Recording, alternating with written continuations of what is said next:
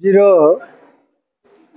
ଏ କାର୍ଯ୍ୟକ୍ରମର ସମସ୍ତ ଶ୍ରେୟ ହେଉଛି ଆମର ନିଗମାନନ୍ଦ ମହିଳା ମହାବିଦ୍ୟାଳୟର ଅଧ୍ୟକ୍ଷାଙ୍କ ପାଇଁ।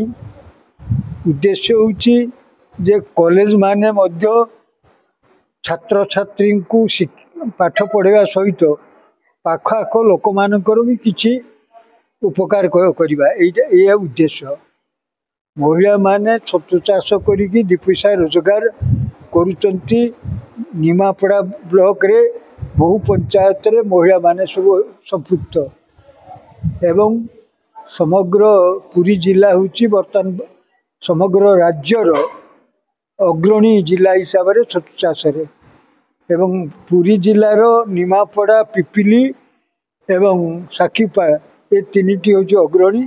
ତା ବ୍ୟତୀତ ସମଗ୍ର ପୁରୀ ଜିଲ୍ଲାର ସବୁ ବ୍ଲକ ମାନଙ୍କରେ ଚାଷ ହେଉଛି। ଆମର ଉଦ୍ଦେଶ୍ୟ ହେଉଛି ଓଡ଼ିଶା ତ ସାରା ଭାରତବର୍ଷରେ ଅଗ୍ରଣୀ ଛତୁ ଉତ୍ପାଦନରେ, ସଂଖ୍ୟାରେ ଏବଂ ପରିମାଣରେ।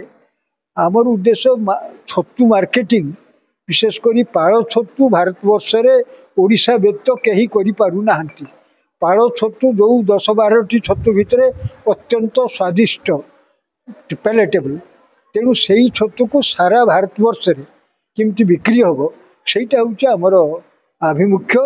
ବର୍ତ୍ତମାନ ସାରା ଓଡ଼ିଶାରେ ସବୁଦିନ ବିଭିନ୍ନ ପଞ୍ଚାୟତ ଲେଭେଲରେ, ଗାଁ ଲେଭେଲରେ ବିକ୍ରି ହେଲାଣି। ବର୍ତ୍ତମାନ ସେଇଟାକୁ ଆମେ ଚାହୁଁଛୁ ସାରା ଭାରତବର୍ଷରେ କେମିତି ବିକ୍ରି ହେବ। ଆମେ ଏଇ କଲେଜଟା ଏଠି 40 ବର୍ଷ ପାଖାପାଖି ହେଲାଣି ଏଷ୍ଟାବ୍ଲିଶ ହେଇଛି। ଆଉ ଲୋକାଲ ଲୋକଙ୍କ ପାଇଁ ଆମର କର୍ପୋରେଟ୍ ସୋସିଆଲ ରେସ୍ପନ୍ସିବିଲିଟିଜ୍ ଉପରେ ମୁଁ ଏଇ କାର୍ଯ୍ୟକ୍ରମଟାକୁ ଗ୍ରହଣ କଲି। ତେଣୁ ଲୋକାଲ ଏଇଟା ଯେହେତୁ ଓମେନ୍ସ କଲେଜ, ଆଉ କେମିତି ମହିଳାମାନଙ୍କର ଡେଭଲପମେଣ୍ଟ ହେବ ଏବଂ ଏଠି ତ ବହୁତ SHG ଗ୍ରୁପ୍ ଅଛନ୍ତି ଏବଂ ଆମର ଷ୍ଟୁଡେଣ୍ଟମାନେ କେମିତି ଟିକେ ଆମେ ନୂତନ ଗୋଟେ ତାଙ୍କର ଆର୍ଥିକ ଇନକମ୍ ପାଇଁ, ଆର୍ଥିକ ଆୟ ପାଇଁ ଏବଂ କେମିତି ସେମାନେ ସ୍ୱାବଲମ୍ବୀ ହେବେ ସେଇଟାକୁ ଲକ୍ଷ୍ୟ ରଖି ପିଲାମାନେ ପାଠ ପଢ଼ିବା ସହିତ ଆର୍ନ କରିବେ, ଆର୍ନ ୱିଥ୍ ଲାର୍ନ। ତେଣୁ ଦୁଇଟାକୁ ଆଖି ଆଗରେ ରଖି ଆମେ ବୋଟାନି ଡିପାର୍ଟମେଣ୍ଟ ତରଫରୁ ଆଜି ଗୋଟେ CSR ଭାବରେ ଗ୍ରହଣ କରି ଆଜି ଆମେ ଛତୁ ଚାଷ ପ୍ରଶିକ୍ଷଣ ଶିବିର କଲୁ। ଆଜିର ମୁଖ୍ୟ ଉଦ୍ଦେଶ୍ୟ ଆଜି ଯେଉଁ ମିଟିଂ ହେଉଥିଲା ଏଥିରେ ପିଲାମାନେ ବା ଯେଉଁ ଗ୍ରୁପ SHG ଗ୍ରୁପ ମହିଳାମାନେ ଆସୁଛନ୍ତି, ସେମାନେ କେମିତି ନିଜେ ନିଜେ ରୋଜଗାର କରିପାରିବେ ଆଉ ଦୁଇ ପଇସା ରୋଜଗାର କରିପାରିବେ, ଆର ମୁଖ୍ୟ ଉଦ୍ଦେଶ୍ୟ। ପିଲାମାନେ ପାଠ ପଢ଼ିବା ସହିତ କେମିତି ତାଙ୍କର ଦୁଇ ପଇସା ରୋଜଗାର କରିପାରିବେ, ସେଥିପାଇଁ ଏଇ ଛତୁ ମିଟିଂଟା କରାଯାଇଥିଲା। ନମସ୍କାର, ଜୟ ଜଗନ୍ନାଥ। ମୁଁ ସୁପ୍ରଭା ପ୍ରିୟଦର୍ଶିନୀ ମୁଦୁଲି। ମୁଁ ନିଗମାନନ୍ଦ ମହିଳା ମହାବିଦ୍ୟାଳୟର ଯୁକ୍ତ 3ର ପ୍ରଥମ ବର୍ଷ ଉଦ୍ଭିଦ ବିଜ୍ଞାନର ଛାତ୍ରୀ।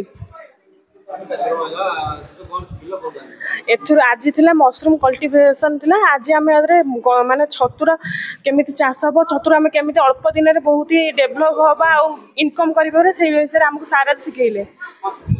ଏଥିରୁ ଶିଖିଲୁ ଯେ ଆମେ ଯଦି ଛତୁ ଚାଷ କରିବା ଆଧିରେ ଆମେ ଅଳ୍ପ ଦିନରେ ବେଶୀ ବେନିଫିଟ୍ ପାଇପାରିବା। ଆଜିର ଯେଉଁ ପ୍ରୋଗ୍ରାମ୍ ହେଇଥିଲା ସେଥିରେ ବହୁତ ସାର୍ ଆସିଲେ, ଡକ୍ଟର ପାତ୍ର ସାର୍ ଆସିଲେ, ବହୁତ କିଛି କଥା କହିଲେ ଯେଉଁଟାକି ଆମକୁ ବହୁତ ଭଲ ଲାଗିଲା ଏବଂ ତାଙ୍କ କଥାରୁ ମଧ୍ୟ ଆମେ କିଛି ଶିଖିବାକୁ ପାଇଲୁ। ଏବଂ ଏହାର ମଧ୍ୟ ପ୍ରାକ୍ଟିକାଲ ଆମେ କରିବୁ। ଛତୁ ଚାଷ ଉପରେ କିପରି ତାର ଆର୍ଦ୍ରତା, ଉତ୍ତାପ, ଆଲୋକ ଏସବୁ ମେଣ୍ଟେନ୍ କରିବାକୁ ହୁଏ, ସେ କଥା ମଧ୍ୟ ସାର୍ କହିଲେ ଏବଂ ଏହା ବିଷୟରେ ଆମେ ପ୍ରାକ୍ଟିକାଲ ମଧ୍ୟ କରିକି କିଛି ଶିଖିବୁ। ଏବଂ ମା ଆଲାମଚଣ୍ଡୀ ଗ୍ରୁପରୁ ଆସିଛୁ, ଛତୁ ଚାଷ ପାଇଁ କିଛି ଟ୍ରେନିଂ ପାଇଁ ଆସିଥିଲୁ। ଭଲ ଲାଗିଲା, ସାର୍ କହିଲେ କିଛି ଟ୍ରେନିଂ ପାଇଲୁ, ଆମେ କରିବାକୁ ଚେଷ୍ଟା କରିବୁ ଆଉ।